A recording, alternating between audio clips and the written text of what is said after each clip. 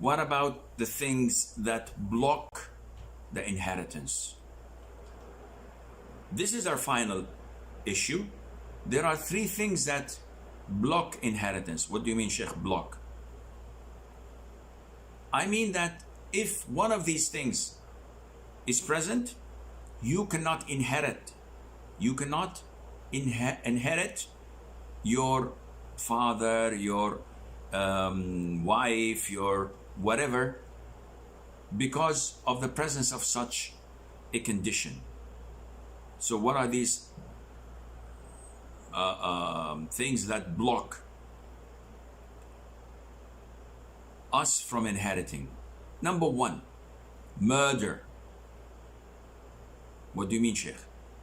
If I murdered my wife, I cannot inherit her. And this is the consensus of all scholars. Anyone who kills a person cannot inherit him if he is to inherit. So if I kill my father, I cannot inherit my father. Even if my father is a multi-billionaire, I cannot inherit a single dime. If I kill my son, the same thing. If I kill my anybody who's related to me. Okay, Sheikh, but we have murder which is intentional to kill, and we have mistakes, such as I was driving the car and my son was with me, or my father, and I was doing everything according to the book. But it so happened that I made a mistake. I dozed off. I had a flat tire and I was like 10 kilometers above speed limit. I could not control the car. The car rolled over. My father, my son died. I've grieved for so long. I didn't intend to kill them. It never crossed my mind. I would never even dream of it. They are my loved ones. So, okay, we know that you did not intentionally kill them. So it's not murder. It's killing by mistake.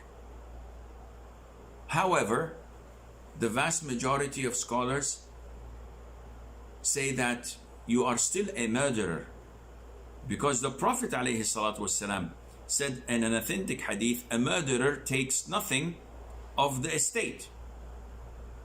He doesn't inherit. However, this is an issue of dispute. So some said the hadith is clear, a murderer, and this man is a murderer. Others said, yeah, a murderer who intends to kill. But this person did not have it even in his wildest dreams. This was unintentional. It's a mistake. That's why we do not ask or demand for beheading him, because it was a mistake. So it's a long dispute, but the most authentic opinion is that this person inherits like any other heir, except from the blood money. What do you mean, Sheikh? Due to the fact that I dozed a bit and caused the car to roll over, and my son or my father died because of this, then I am obliged to give blood money, which is the value of 100 camels, to the heirs of the deceased. I am one of the heirs, but I am excluded from the blood money because this is a penalty and I cannot be involved in it. So it's given to my mom, my siblings, my this and that, who are legitimate heirs. I don't take anything of it. But everything else, I am like the other heirs. So I do inherit my father's estate, I do inherit my father's wealth, property, etc., but not the blood money that I had given as an expiation, as a diya for killing him by mistake. The second blockage comes from slavery. And in slavery,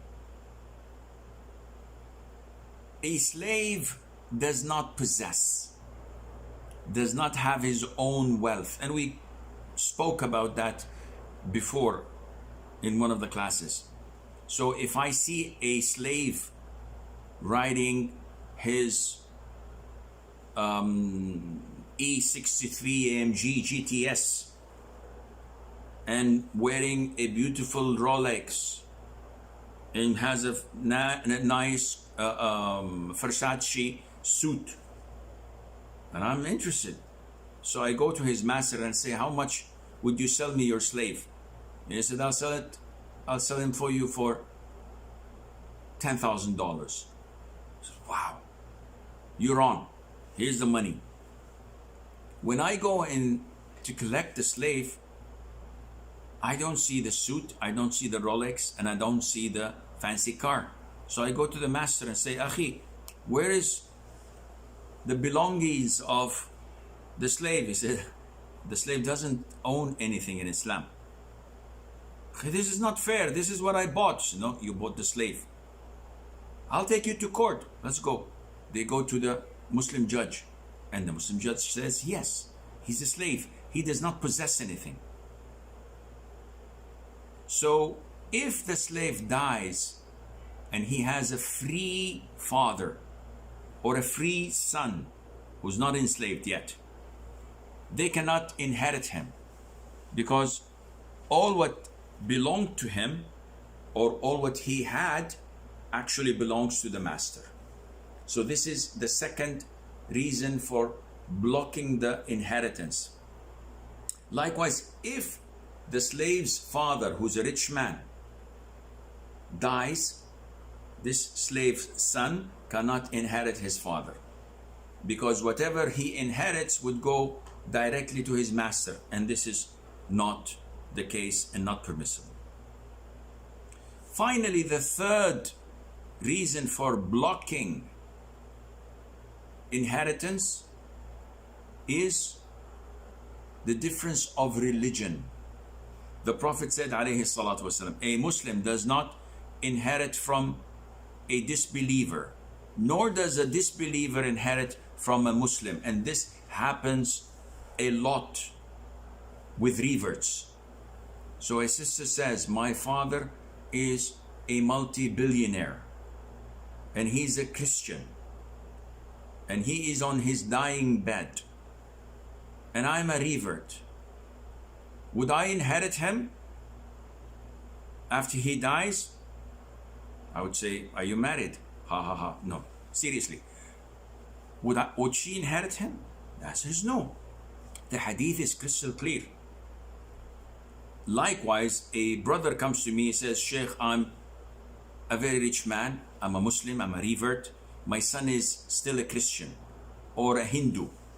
So if I die, can he inherit me? The answer is no. What about spouses? My wife is Christian. If I die, would she inherit me? The answer is no. And likewise, if she dies, I would not inherit her. So this is a crystal clear issue. Having said that, it is permissible to write a will. So if your Christian father writes in his will that I allocate 1/3 of my wealth to my Muslim daughter or to my Muslim son, there's no problem in that. Likewise, if a Muslim father dies leaving behind a will saying that 1/3 or 1/4 of my wealth goes to my Christian son or Hindu daughter, there is no problem in that, because writing a will is like a gift. It has nothing to do with inheritance. Inheritance has to do with the bond that is between you and the one inheriting you. And this bond has to have Islam in it. It cannot be among those who are not Muslims. And Allah Azza wa Jal knows best.